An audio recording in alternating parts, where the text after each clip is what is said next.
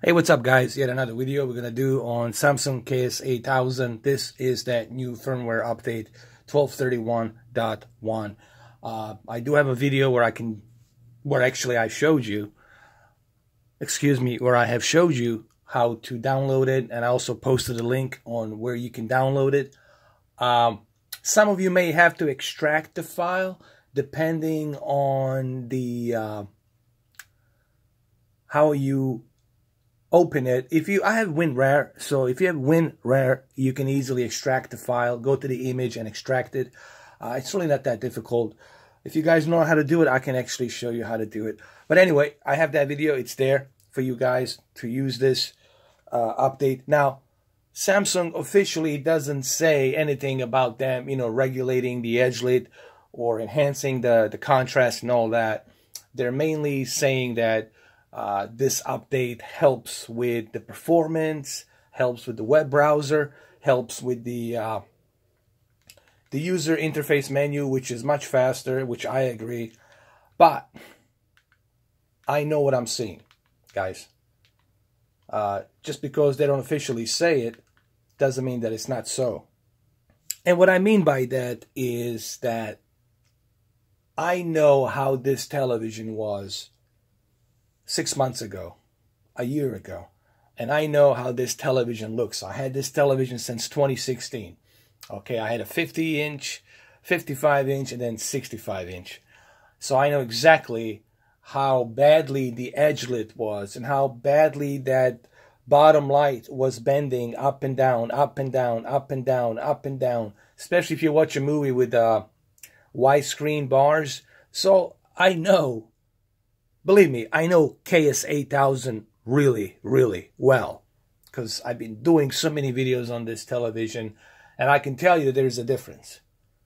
They definitely did something with the edgelit. They dimmed it down a little bit. I can tell, yes, this TV is still bright, but I noticed that the edgelit at the bottom, it's a bit dimmed and controlled.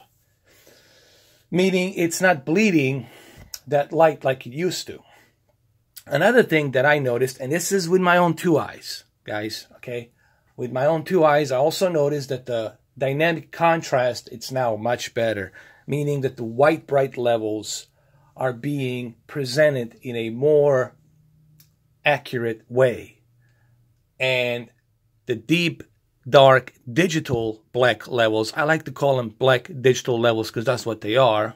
The black digital levels seems to be more accurate as well. So white bright digital levels and black digital levels seems to be more accurate, more natural. The viewing angle, of course, it's not going to be the greatest. That's something that you're always going to have to deal with when it comes to the edgelit.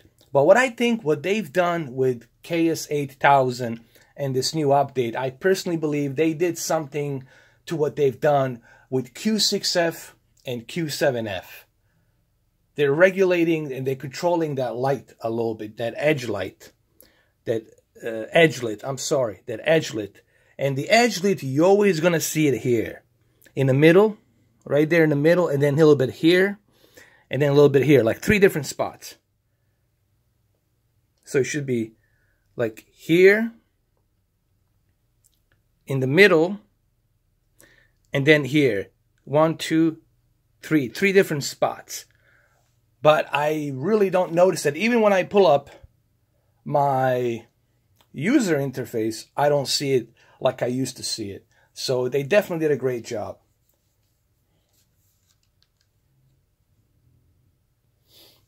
Okay, there's a couple of more things I want to talk about. Yes, guys, I will do some tests with video games on this television. But all of that stuff will probably be tomorrow. Because today I got some stuff I have to take care of. And also, I do have to do some live streams tonight as well. But I am planning on testing a bunch of these video games, okay? It will take some time for me to test all these video games. I heard you guys. I know you have your requests, okay? I heard a Crysis 3 request enhanced. I heard Metal Gear HD Edition request. I heard a bunch of different requests. I know I read your requests, but I need you guys to be patient. You have to understand, I'm a very busy guy. Besides this, I do my main job and, of course, this as well, and of course my personal life. So that takes a lot of effort and time for me to find the time to put it in my busy schedule. But it will be done. It will be done. But I just need you guys to be patient. All right. All right. So let me give you my picture settings that I'm using, and also let me show you just how enhanced what this video is really going to be about. It's me showing you just how beautiful that contrast, dynamic contrast, is right now with this new update. This is with a dynamic contrast on. This is the kind of picture quality you're getting with dynamic contrast on, set to high, and just how beautifully the white bright levels and black digital levels are, meaning the contrast, just how beautiful the contrast is right now with this dynamic contrast set to high. Let me turn that off and you guys will see just how badly it's going to look without this dynamic contrast. Let me turn it off. Okay, so right now dynamic contrast is off. I don't know if you guys can see it, but now the picture looks more bright. Everything is kind of brighter, kind of bleak. It doesn't have that three-dimensional feel to it because now your black digital levels are being overbright and your white bright levels are being dimmed down. So you're not getting that beautiful picture dynamic contrast feel to it. That three-dimensional depth of, if you will, field. Now let's turn dynamic contrast to high and you will see what a difference this makes. Okay, dynamic contrast is set to high and you might see the difference for a few seconds. I don't know, you might notice it, maybe not. You can rewind this video, pause it, timestamp it, and maybe you will see that difference. But yeah, there's no question about that. Dynamic contrast right now, it's much, much better here. Maybe I can do this without editing it just to show you. You see how bad it is and how good it is when it's high. Just keep an eye right here what my finger is, right here where the grass is, and you will see. See how brighter. See the black digital levels become more accurate and the white bright digital levels become more accurate. And when you turn it off, they just become blend. And you don't want that. That's not where you get your nice picture quality contrast ratio. This is how you get a nice contrast ratio. Leave the dynamic contrast at high. And it really looks good. It really looks good. Now, my settings are a bit unconventional. Okay, this is my recipe. Now, you guys don't have to do this. The reason I have my backlit at 13 is because I'm in the office here and I am not sitting in the living room like where it's like 7-8 feet away. So this is like really close to me. So I have to move my backlit down. Backlit, it's something that you have to determine depending on where you are, where you sit in the room. Okay, so this is personal preference, okay? Brightness, I felt moving it down to 48 a little bit because I'm trying to get and squeeze as much of that black digital level to get it more accurate, to squeeze as much of that deep dark level without crushing it. So I left it at 48. Contrast, I left it at 90, again, because I don't like totally to have my white bright digital levels overblown. I know there's people out there, I went to somebody's houses and they just overblow the white bright digital levels. I said to somebody, man, you're not getting the detail. You're crushing the detail. I said, you got to keep it balanced. I always use the word balanced, you know. So I left the contrast at 90 because I already have dynamic contrast set to high. If I move this contrast all the way to maximum, I guarantee you I will be overblowing my white bright levels. Sharpness, I think sharpness at 20, it's the perfect sweet spot for this television, especially for 65-inch. Sharpness at 20 is definitely the best sweet spot. Color, you guys know me. I like to keep my color 50. I don't like oversaturation. If you oversaturate the colors, guess what you're doing? You're not getting that natural detail of color. You're oversaturating colors. You're bleeding the colors. In other words, what you're doing is you're bleeding it like a bucket of paint and you're just pouring it down. That's what you're doing. Digital clean. View, we turn that off. I turn this off all the time. You don't need that unless you're watching a digital scrambled cable. Auto Motion Plus, you can use it if you want to. I would suggest that you, if you're going to use it on automatic. This is my personal preference. I really don't like it. I'm not a huge fan of Auto Motion or soap opera. I don't use it on Q8FN. I'm just not a fan of soap opera effect. For those of you who are a fan of it, I would say leave it on automatic. Smart LEDs, I left them at low because, again, even though I know that this new update kind of helps with a little bit better regulated edge-lit light, but I still like to keep my smart LEDs at low because I'm trying to avoid as much as I can of that edge-lit, that annoying edge-lit lines that they pop up at the bottom. So I keep it at low.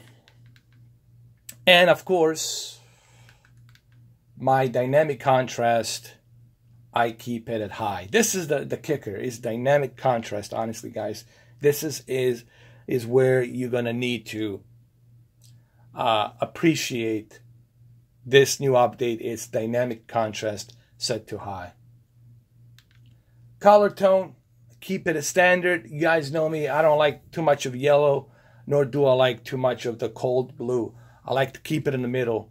So that's why I always use standard. On all of my televisions, I keep it balanced tone of color. All right. But remember, guys, this is the kicker right here. Dynamic contrast set to a high.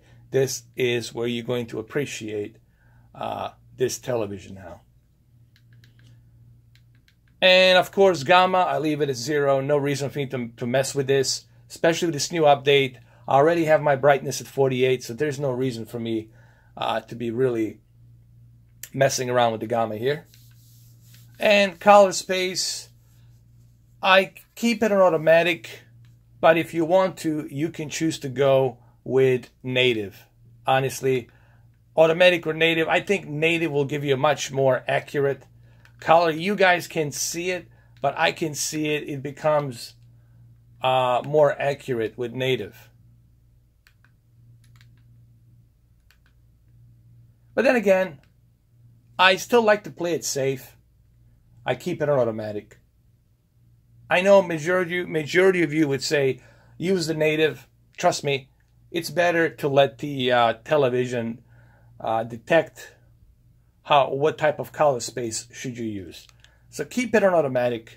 Believe me, guys, keep it on automatic. All right, this is like your best option right here, is to keep it on automatic. So that's pretty much what I'm using. And as you will see, the end results are that it looks pretty darn good. This is exactly the same trailer that they used for advertising the Ks-8000 2016, and it really looks beautiful. This is a 4K HDR channel on YouTube, and I use a lot of demo references here from this channel. These are all demos, fair use, you can use to test. Look at that rainbow. Look how beautiful that rainbow is, man. That's just beautiful. Look at that.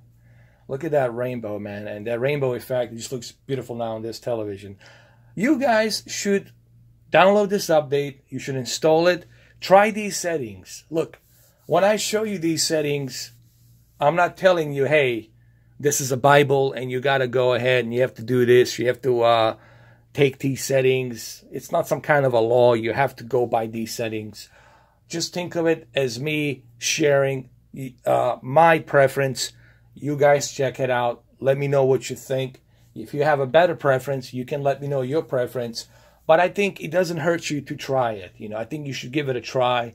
Try these settings. Let me know what you think. you know, it doesn't cost you anything to try it. If you don't like these settings, remember, you can always switch back to your own preference. But I don't think it hurts you to try.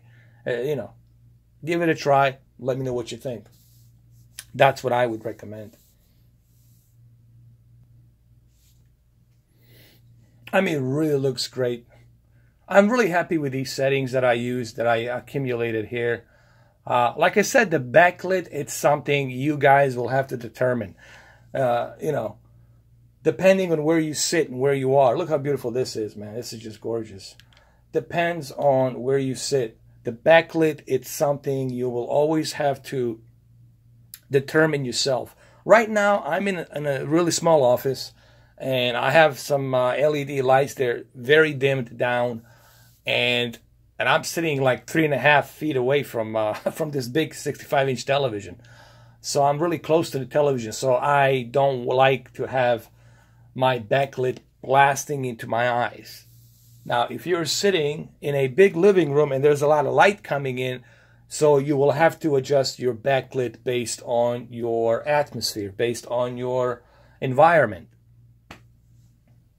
Pretty much, your environment. What is your environment? Atmosphere, environment, your surrounding, okay? How much light you have coming in from the balcony or from the patio outside of your house. So I don't know. See, I don't know where you live. I don't know where you are. So you have to determine yourself how much of backlit do you need.